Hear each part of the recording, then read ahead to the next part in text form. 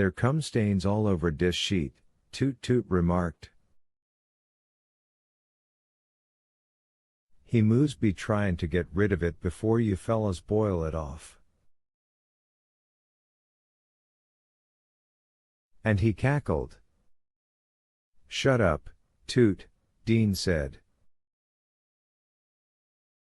Let's play this serious. Okay, Toot Toot said, immediately composing his face into an expression of thunderous gravity.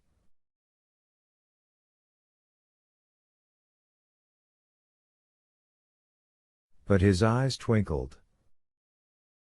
Old Toot never looked so alive as when he was playing dead. I stepped forward. Arlen Bitterbuck, as an officer of the court and of the state of blah blah, I have a warrant for blah blah, such execution to be carried out at 12:01 on blah blah, will you step forward?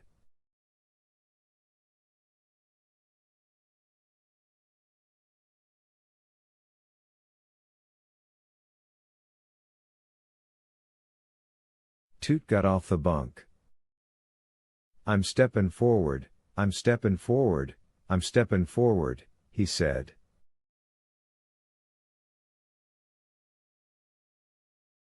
Turn around, Dean said, and when Toot Toot turned, Dean examined the dandruffy top of his head.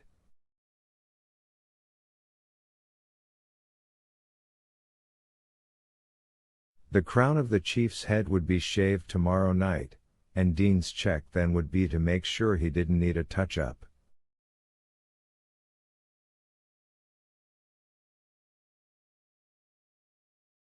Stubble could impede conduction, make things harder. Everything we were doing today was about making things easier. All right, Arlen, let's go, I said to Toot Toot, and away we went.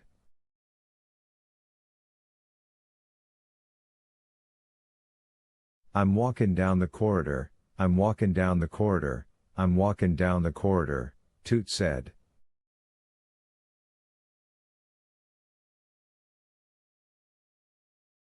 I flanked him on the left, Dean on the right.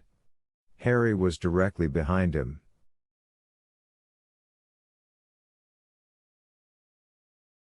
At the head of the corridor we turned right, away from life as it was lived in the exercise yard and toward death as it was died in the storage room.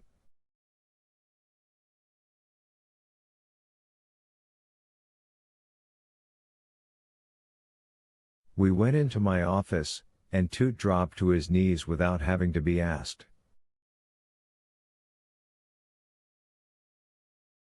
He knew the script, all right, probably better than any of us. God knew he'd been there longer than any of us. I'm prayin', I'm prayin', I'm prayin', Toot Toot said, holding his gnarled hands up.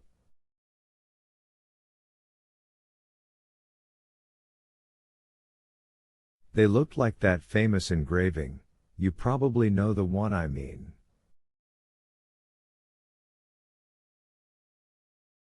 The Lord is my shepherd, so on and so forth. Who's Bitterbuck got? Harry asked. We're not going to have some Cherokee medicine man in here shaking his dick, are we?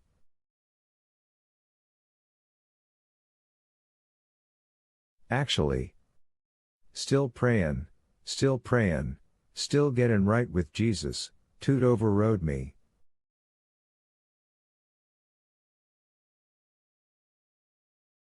Shut up, you old gink, Dean said. I'm prayin'. Then pray to yourself. What's keepin' you guys? Brutal hollered in from the storage room.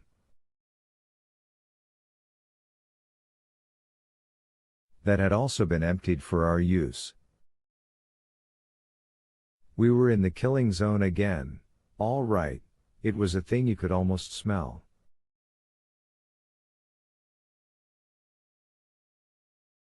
Hold your friggin' water.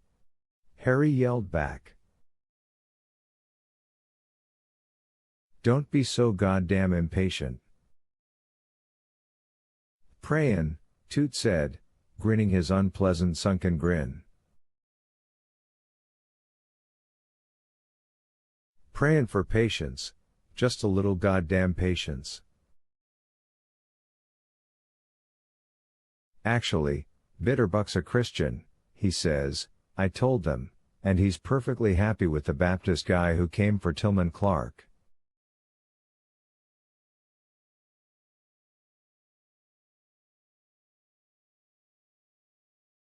Schuster, his name is. I like him, too. He's fast, and he doesn't get them all worked up. On your feet, Toot. You prayed enough for one day. Walkin', Toot said. Walkin' again, yes sir, walkin' on the Green Mile.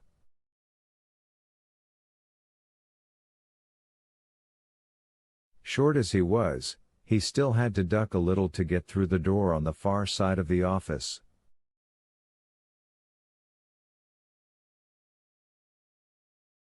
The rest of us had to duck even more.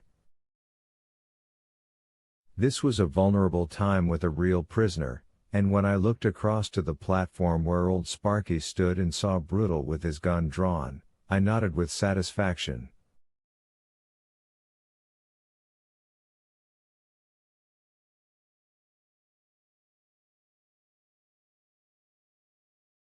Just right. Toot Toot went down the steps and stopped. The folding wooden chairs, about 40 of them, were already in place.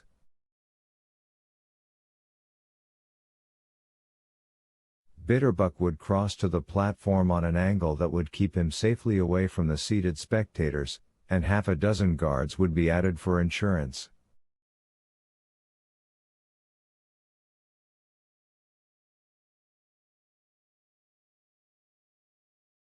Bill Dodge would be in charge of those. We had never had a witness menaced by a condemned prisoner in spite of what was, admittedly, a raw setup, and that was how I meant to keep it.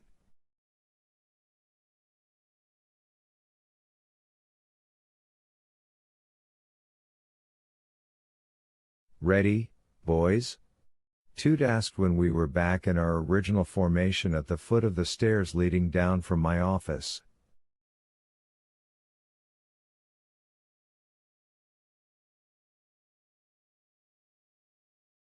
I nodded, and we walked to the platform. What we looked like more than anything, I often thought, was a color guard that had forgotten its flag.